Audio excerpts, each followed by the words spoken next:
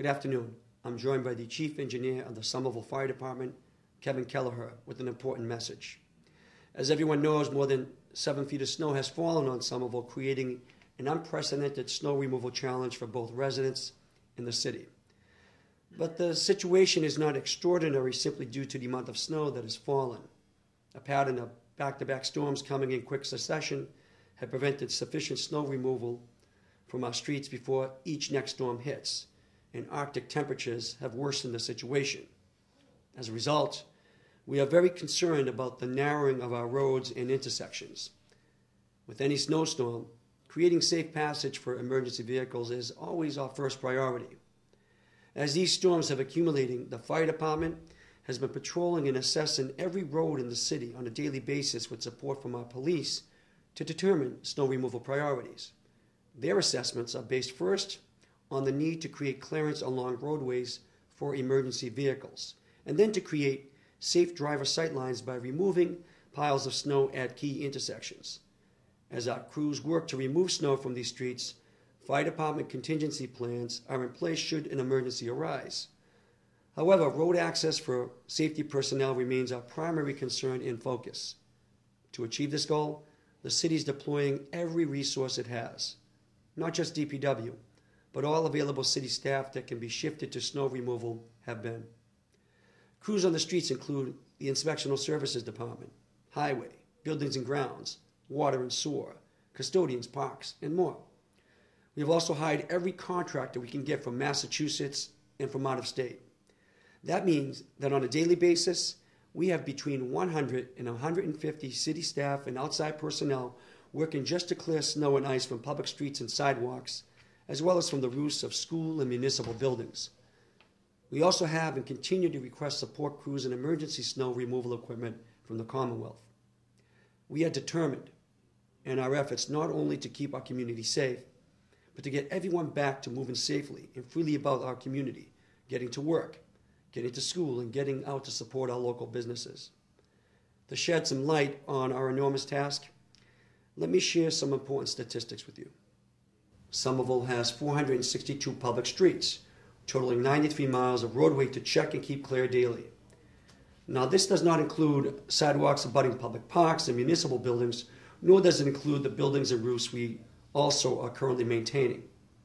Since January 23rd, more than 111 million cubic feet of snow has fallen on our roadways.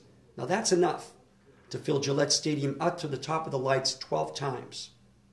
Our snow removal workers have been pulling 24-hour shifts since before the first flake with the very first storm, because we always get out early to salt and sand in advance of snow. Now, those 24-hour shifts include just 2 breaks for a total of 6 hours of downtime, and again, they have been pulling these since the very first storm without a break. They barely have time to eat. They certainly are not getting enough sleep, and this has been going on for weeks. We are currently employing 2 snow melters, one of which is rented and one that we purchased late last week to aid in the snow removal efforts. And due to the success of our jumbo snow chomper, we are working on acquiring another to help haul snow alongside our other removal equipment. Speaking of equipment, let me tell you what we have on the streets. We have bobcats, triaxles, front-end loaders, dump trucks, bombardiers, 10-wheelers, 6-wheelers, trackless vehicles, snow blowers, walk-behind bobcats, and an 88-yard truck constantly hauling salt from Chelsea. We are literally grinding our workers and our equipment into the ground to get this snow off our streets for our residents and our community. And they just keep showing up storm after storm. But again, even their efforts are not enough. So we will continue to press for more support from the state. And once again, I'll make a request to each of you. We know you've done your part. We've seen it each time you've moved your cars to make room for the plows, with each sidewalk that is clear, and with each hydrant you have helped shovel. What we need now is your continued cooperation with the extended parking ban. Most of our side streets are no longer wide enough to allow safe passage with cars parked on both sides of the road, and our plows can't do their job quickly and efficiently when cars are parked on the wrong side. So please, obey the parking ban at all times. Don't block the street for even a minute, because it might just be the wrong time when a plow needs to come down or an ambulance needs to pass. City and school lots will remain open for the duration of the extended ban, and schools will reopen when it is safe to do so, regardless of any existing parking ban. Next, please keep an eye on your fire hydrants. Our firefighters have been working to clear the city's roughly 1,600 fire hydrants. But if you can help, or even if you can just report a hydrant that is not visible from the street to 311, please do so. For your own safety, please also be sure to clear exterior heating vents of snow, and be sure your car exhaust pipe is clear of ice and snow before starting it to prevent carbon monoxide poisoning. Unsafe levels of snow are also accumulating on many roofs, and roof collapses have been reported in a number of towns across the region. Please have your roof inspected and safely cleared of snow and ice. Please also continue to check on your elderly or disabled neighbors to ensure they are okay, to help them with shoveling if you are able, and to make sure that they have any prescription medications or supplies that they may need. Finally, I ask that everyone do their best to be good neighbors. Help those who need it.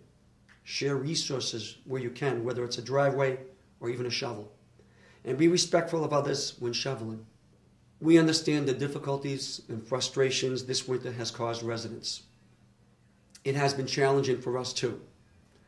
But be assured that the city is determined in its efforts, and we will continue to do everything we can to get us all safely through this.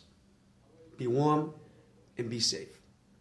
This time, I'll ask the Chief Engineer of the Somerville Fire Department, Kevin Kelleher, to address you. Thank you, Mr. Mayor.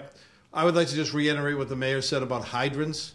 The firefighters have been working tirelessly to keep them all open, but with the amount of snow, it's been very difficult. So if anybody can help us out, if you'd like, during normal business hours between 8 and 5, you can call the fire department at 623-1700, and I will have somebody provide the location of your hydrant to you, or hydrants near your home, so you can check and make sure that they are cleared.